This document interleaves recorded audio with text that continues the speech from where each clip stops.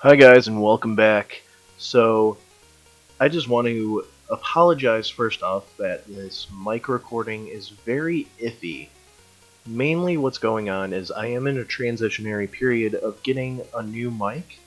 Hopefully sometime next month or the month after that we'll be having a better mic, but for now I just have a mic that is technically only supposed to be used for Skype. So I do apologize for that. And also, thank you for coming back for part 2. I covered generations 2 through 4 of my journey, and partially some of 5. Like I said in the first video, though, I barely remember how Generation 5 went besides beating the game fairly. So that was the first Pokemon games that I actually beat fairly, and now we're going to get back to part 2 of this, which I call the Renaissance. Once I got into college, things changed, and I found a community full of people that loved to play Pokemon, which was around the time that X and Y came out, maybe just before. I actually took up cutting my neighbor's lawn and ended up saving all the money she gave me and taking it up to GameStop to buy a 3DS, and then going and buying Pokemon X and Y and Assassin's Creed Rogue on the same day. Heck, even Halloween that year I dressed up as Red. Ironically, even before reading the manga, with a Bulbasaur. When I started the game, I was introduced to the Masuda method and how competitive battling worked. I had a few friends trade me a few Pokemon that were shiny, and they'd give me pointers on what to do for training. So I started breeding a shiny Charizard. Also at this time I was able to make a living dex, which I am still currently updating till this day. At this time I was working out as I did the Masuda method while I was on the treadmill. And the story of getting my shiny Charmander is why I'm mentioning that. And it is a funny story, and I just wanted to share it on here because it's a story that I always open with Pokemon fans. So I was listening to my iPod while running back and forth in the game and running on the treadmill. At this point, an egg started hatching, and for some reason, my iPod flew off the treadmill and fell on the tread and got launched off.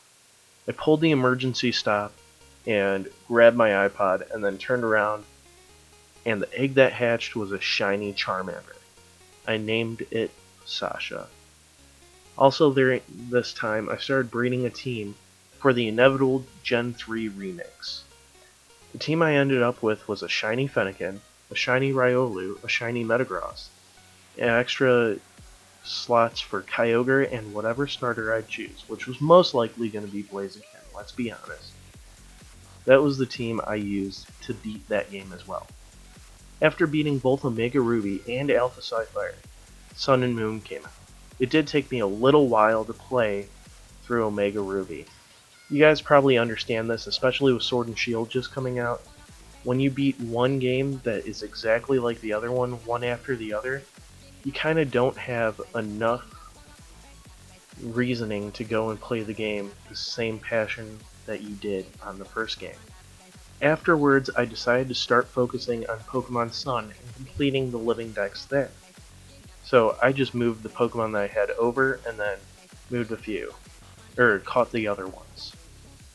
Afterwards, I decided to beat Pokemon Moon while having the shiny charm, so I could see if I could get anything at the time that I was breeding a shiny Rockruff on Sun. It took me about 3 weeks of breeding to get a shiny Rockruff. And then frickin' then, I was headed to fight Necrozma on Moon, only to turn into a shiny Rockruff. I ended up catching one. So, I ended up with 2 Rockruffs, which I now refer to as my shiny twins, since both of them are the same Pokemon, and they both ended up being within days of each other. So when I finally beat these games, I decided that I'd start playing all the other ones legitimately. I did so for all my DS and 3DS games, and in the time getting a shiny Starly on Pokemon Diamond, and a shiny Pupitar in Pokemon Y. As this happened, Ultra Sun and Ultra Moon came out. Again, I beat Ultra Sun all the way through in Ultra Moon with the Shiny Charm.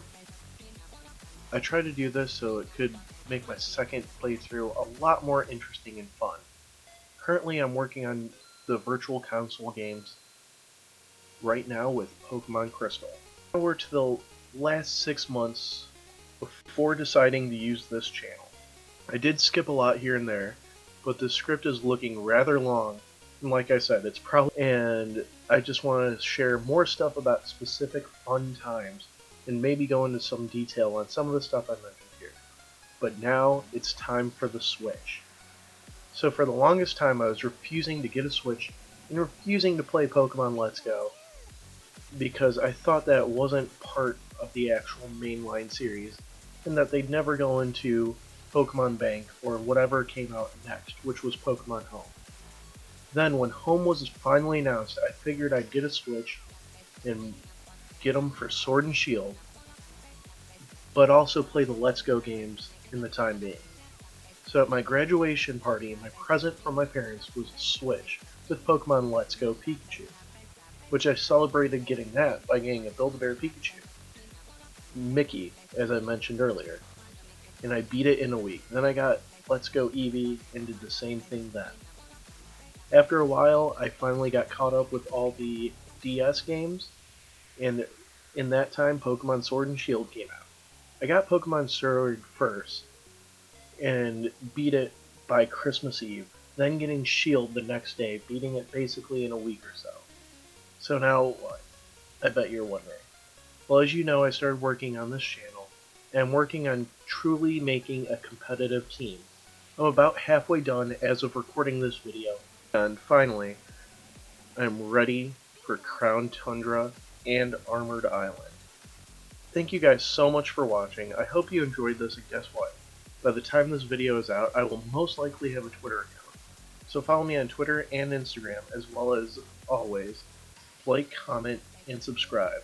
And make sure you're clicking on that bell notification too, because I guess that's important now.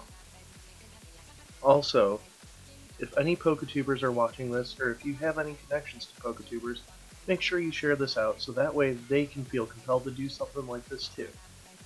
I hope something like this can become a trend, not just for popularity or anything, but mostly just so everybody can share a story like this.